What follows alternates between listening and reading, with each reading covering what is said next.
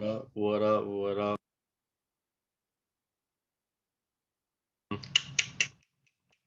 We got um we got a lot to get into right now. It's the Shi-Fi Podcast, episode 97. Is it 97? It is 97. Welcome to the Shi-Fi Podcast. I've been done episode 97. Shout out to everybody listening: Spotify, Apple, YouTube. Um, what else? Uh, there's some weird podcast apps out there. Overcast. Is that a podcast app? Whatever. All right. A lot to get into. NBA playoffs. It's popping right now. A lot of things are happening. A lot of things are happening. A lot of storylines. A lot of narratives. A lot of every single thing that you can think of in the whole world is happening right now in the NBA. I think the most interesting thing is the most interesting narrative. I mean, we can just kind of breeze over this. I think the most interesting narrative that no one really is talking about is that Trae Young is a superstar. Trae Young is a future superstar, and that Luka to Trae Young trade, yes, Luka is the better player, duh. But I'm just saying, Atlanta got what they got, and I honestly think if the two franchises swapped, it wouldn't have worked out as great. I think with Luka being in Dallas, it really fits him, and Trae Young being in Atlanta really fits him. And I'm not saying it's the most perfect trade. It might be one of the most perfect trades out there because it really highlighted each of their characteristics. And again, I'm not saying it's an even trade. I'm saying it's the most perfect in which just environment based type of thing. Because yes, we all know Luka's a better player than Dre. We all know this. Okay, let's get over that. But I think when that trade happened and like the first couple of years, a lot of disrespect happened to Trae Young. And honestly, I didn't like it. And it was weird for me like trying to defend Trae Young as a Dallas Maverick dude, um, because a lot of people got it messed up. I think people are like, oh, Trae Young is not going to be a star. I'm like, okay, yes, Trae Young's team isn't that great, but when you are a rookie and you're in the top 5 in points and assists, that says something. That means something. I don't know exactly what it means, but I'm not ruling out the fact that Trae Young could be a superstar. That's different. When you're a top 5 points and assists in the whole NBA, your rookie season, you're different. And I and the thing about it with me being a Trae Young fan, I'm a James Harden fan too. Sometimes I feel like I'm fans of people that people overly hate for no reason. And I just have to support them because I'm like, all right, man, you're not going to disrespect basketball players. Like, there's a difference between a basketball player that maybe can finesse the game a little bit and a bad player. Yes, Trae Young can finesse the game pretty good. He's really pretty good at drawing fouls. That's part of the game, man. That's a part of the game. And you just got to deal with it. You just got to deal with it. But, yeah, it's a very, very, very intriguing thing. And so basically what I'm saying is like, yes, Luka's going to be the all-time great, but Trae Young is still going to be a superstar in the league. I would compare it honestly to like if there was a LeBron Dwayne Wade trade that happened. Yes, LeBron's the better player for sure, but Dwayne Wade is a great consolation prize, you know. So yeah, I don't know, man. It's a lot of foo out there with Trae Young, but I do honestly think with him making the Eastern Conference Finals, a lot of more respect really went his way. And yeah, I'm happy about that. So that's my like kind of favorite narrative right now that's kind of happening, because I mean, you can really say some really funny things right now. Like Trae Young has won 2 playoff series. He's not even an all-star. Man, I think I was the only person in the world that defended Trae Young when he came to the All-Star game. I was like, why is no one talking about how he is a snub from the All-Star game?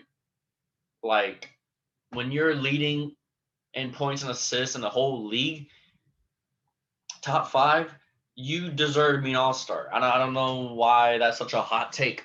I don't know why that was such a hot take. But yeah, I mean, I remember having combos with some people. I was like, all right, who's your all-star snub? Or was it Sabonis or whatever? And I was like, no, Trae Young. But whatever, man. It is what it is. I think he got a lot more respect this year. Um, what else in the NBA? Ben Simmons, man. Ben Simmons. Man, man, oh man. Pretty bad. Pretty bad. I'm not gonna lie. Pretty bad performance against the Hawks.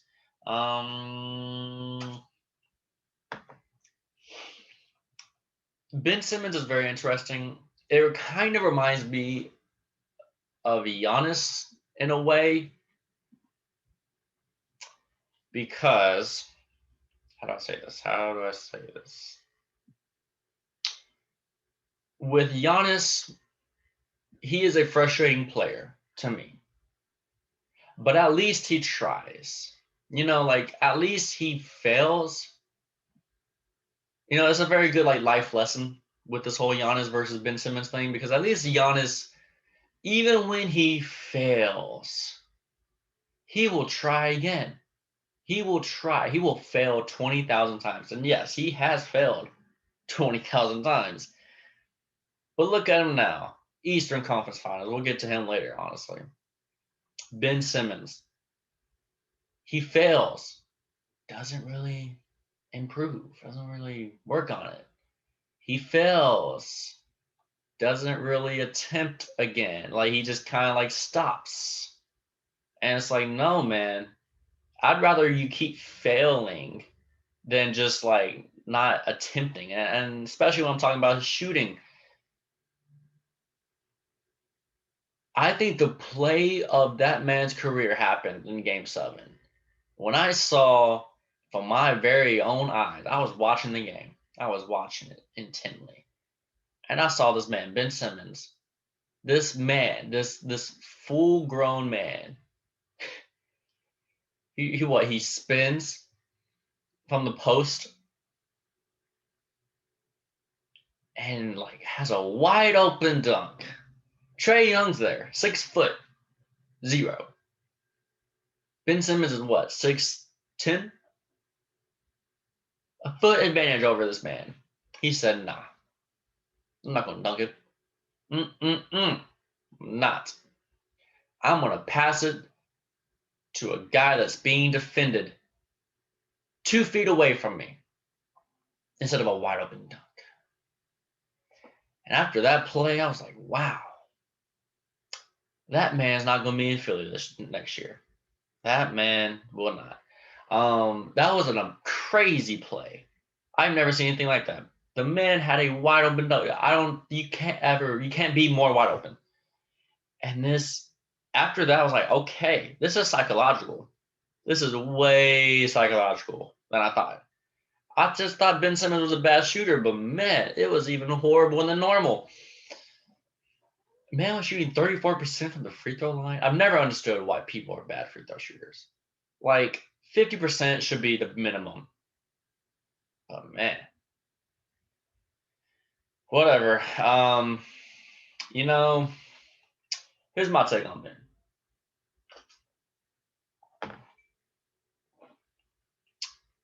I think, okay, not my take. I know how to fix Ben Simmons. Ben Simmons is not a guard. He is not a small forward. He is a power forward / center.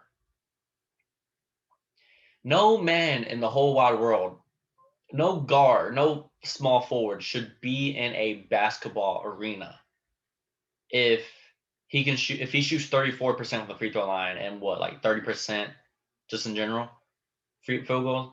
No man, no basketball player should be a basketball player.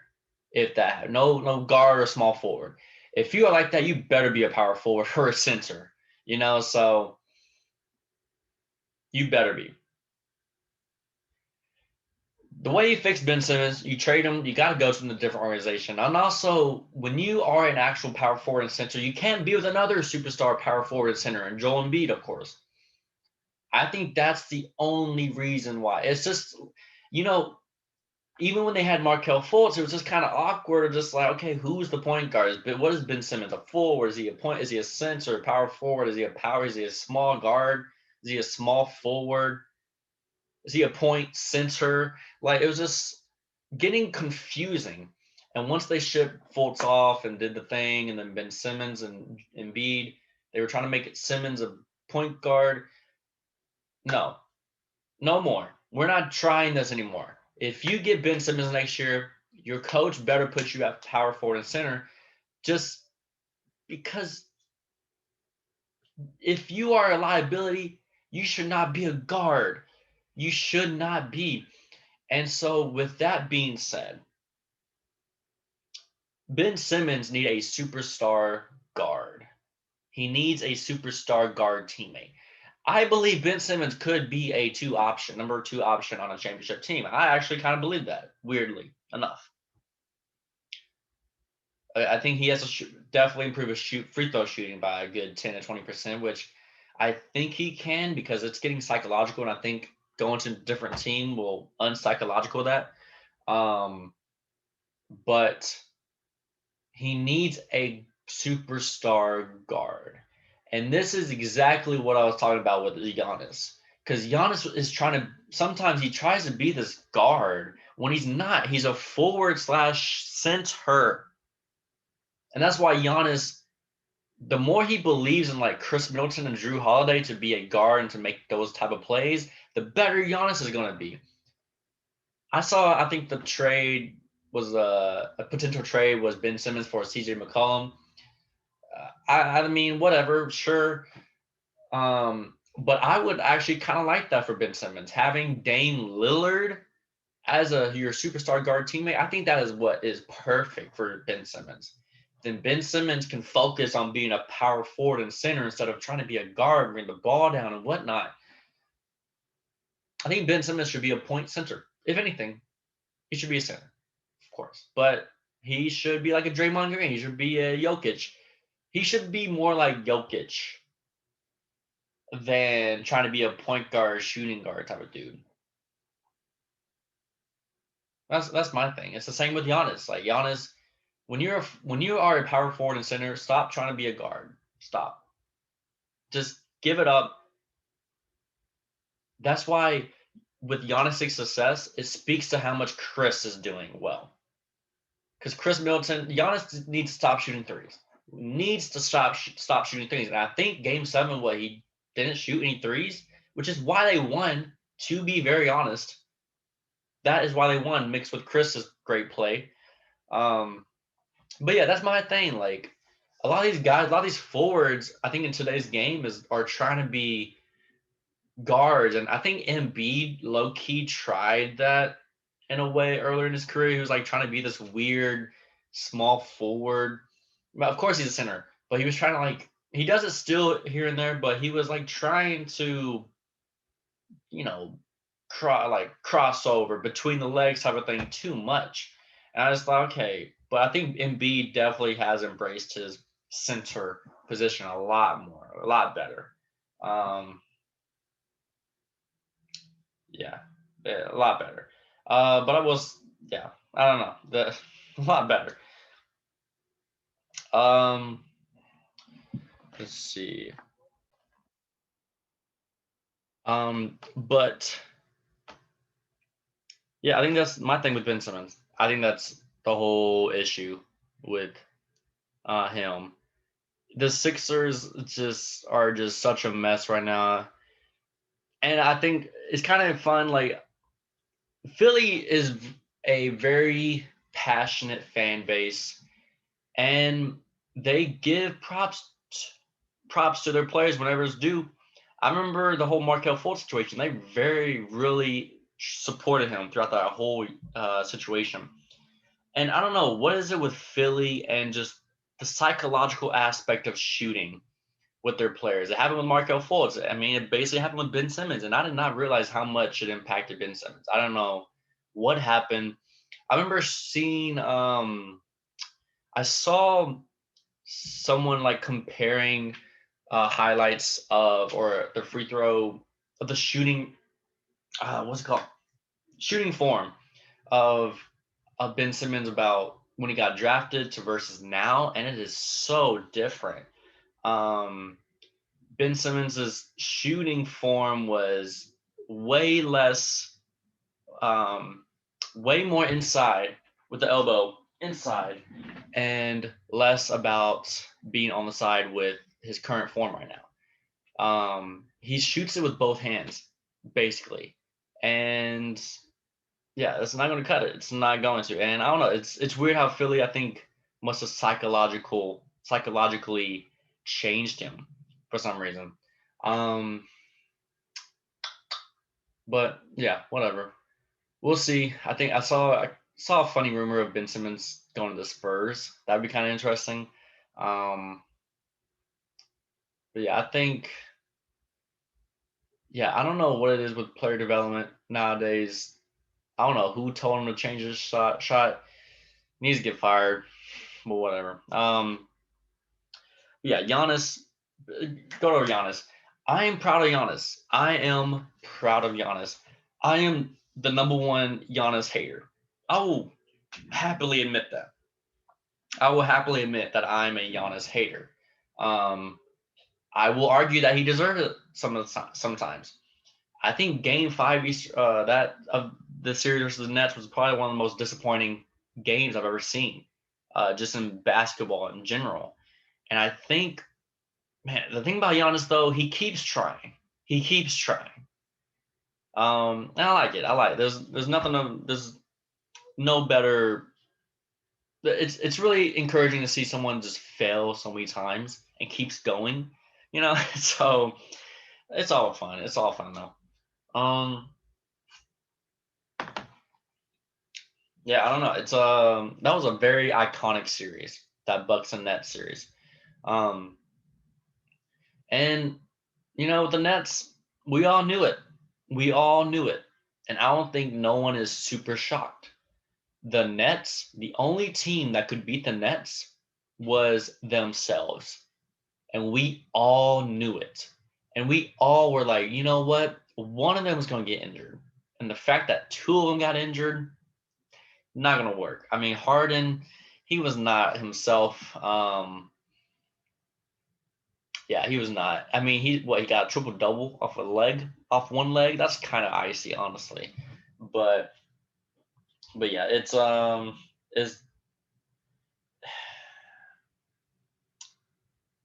a frustrating thing with injuries because when you have three players that are injured all the time, they of course it happens in the playoffs. It was always going to happen. It's always going to be a thing. I don't know what it is with players that get injured so much. It just keeps going. I don't know why. But that it's just kind of funny to me how like we all know the Nets were the best team in the NBA, but to be the best team, you got to be a little bit healthy. I think I saw someone say the healthiest team is going to win the championship this year. I mean, it's kind of true. Kind of true. I think the Bucks. I mean, what? I can't even knock on wood, but I mean, I don't even remember them having any type of injury this year.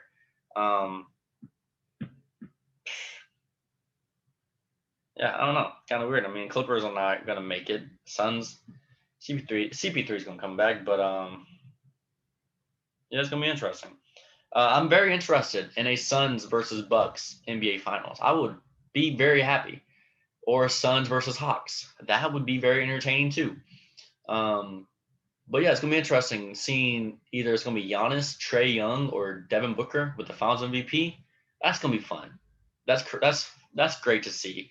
Um, I was notorious for saying Devin Booker was going to be the next Kobe Bryant. I said this 2017. I said this 2016, I think.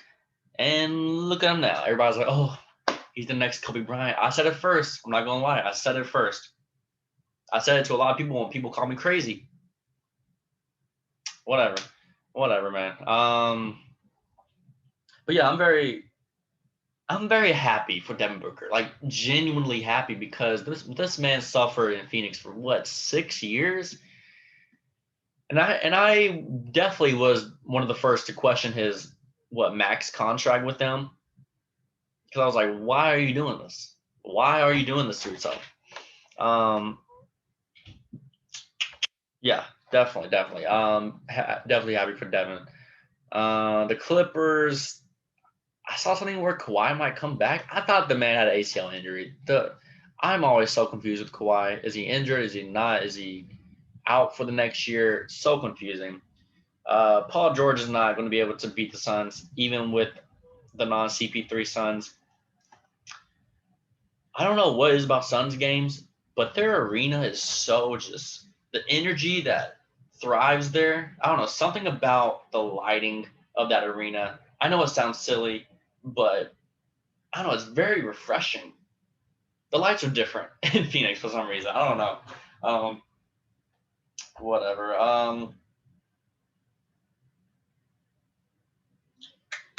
Oh, and also, I guess I have to always talk about this. Dave, the show, we're switching things. Season 2 comes out of Dave. And if you don't know, the rapper Lil Dicky has his own show type of thing. It has a very Atlanta feel to it. Donald Glover's Atlanta feel to it. But I'm a Lil Dicky hater, and I have to kind of stick by that point. And I still hate Lil Dicky. But I'm gonna watch the show. But that doesn't mean Lil Dicky's a great. The show is great. The show is great because it's not because of Lil Dicky. It's because of his co-stars. The fact that Lil Dicky was able to pull all these celebrities. Why is Kendall Jenner in this show? Why does this man know Kendall Jenner? I don't get it. This is like the All-Star game. This is like Dave is like, we all want to be actors. I think Dave is the show that the rappers like, oh, I can be an actor. I can put that on my little thing. It's honestly for pride, I feel like. Like what? Why is Gunna in this show? Why is Trippie Redd in this show? You gotta really ask yourself these questions. But everybody's gonna give kudos to Lil Dicky, which is great. He's a great writer. He's not funny, okay? He's not funny himself. He's only funny if he writes for someone else. It's like a coach. A head coach might not be a great offensive coach, but he's going to be a great leader, a great head coach. Same goes for the offensive head. This happens all the time in the NFL, in football. An offensive coordinator sometimes is not a great head coach because he doesn't have head coach leadership tendencies. In this situation, Lil Dicky's an offensive coordinator. He's going to call the plays. He's going to write you the plays. He's going to give you the ball. He's going to make sure you're in the right position. He's a great point guard. He's not a great scorer. He's a great passer. If you can really, yeah, if you know what I mean, I think you will understand this.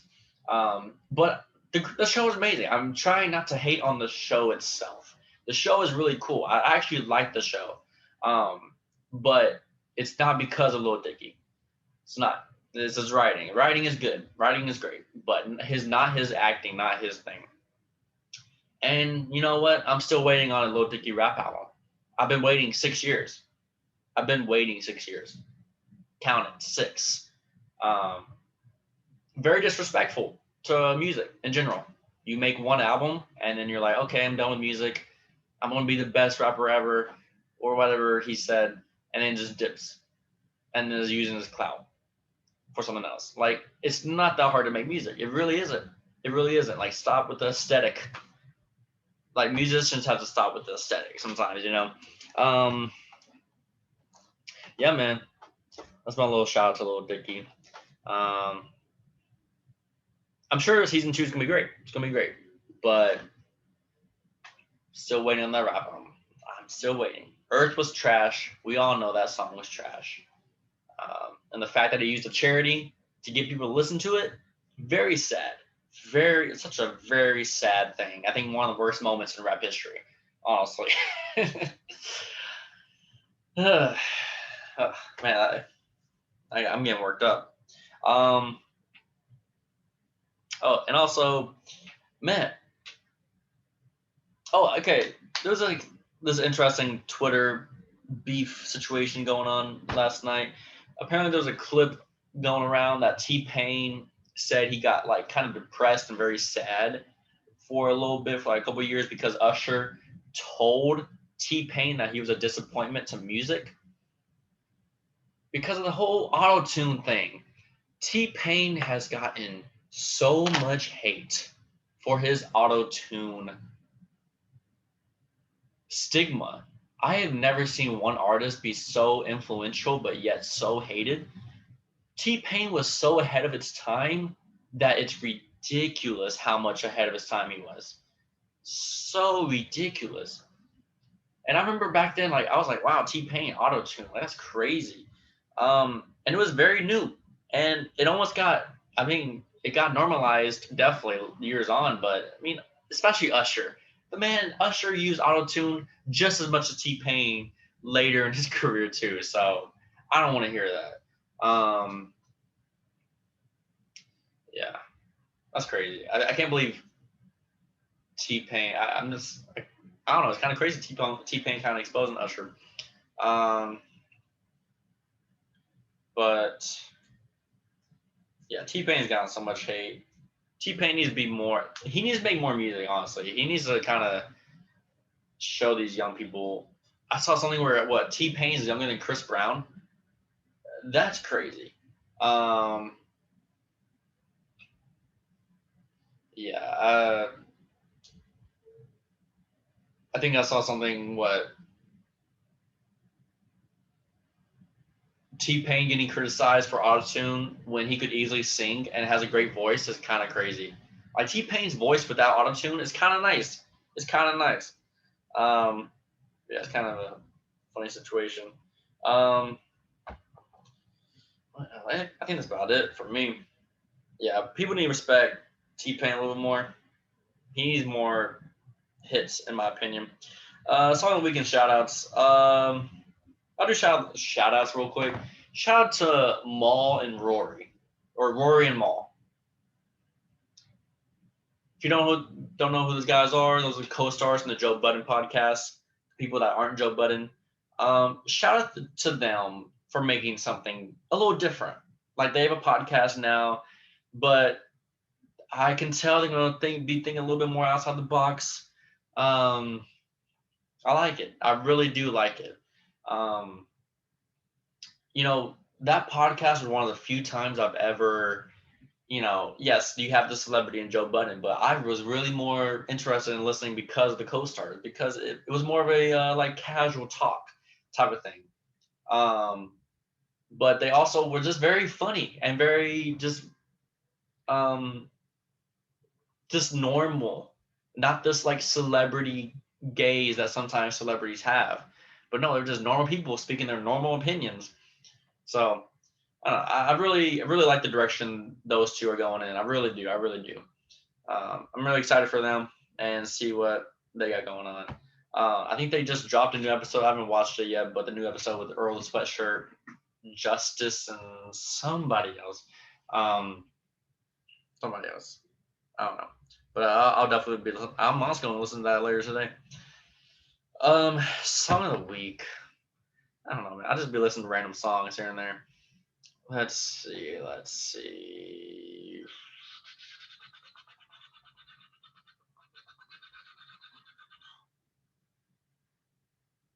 Have I put this one? Lumberjack by Tyler the Creator. I'm excited for Tyler the Creator's new album this Friday. Very excited.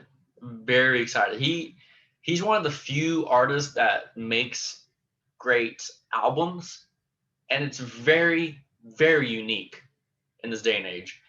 I mean, I can only Travis Scott and Tyler the Creator are probably the only musicians that really don't care for singles and just makes the whole album all at once.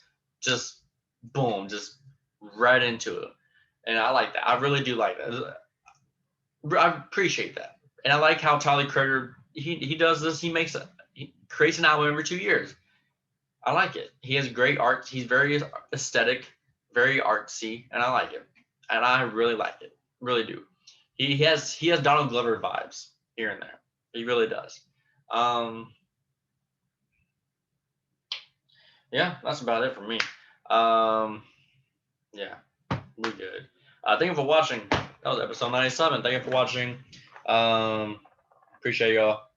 See y'all next time.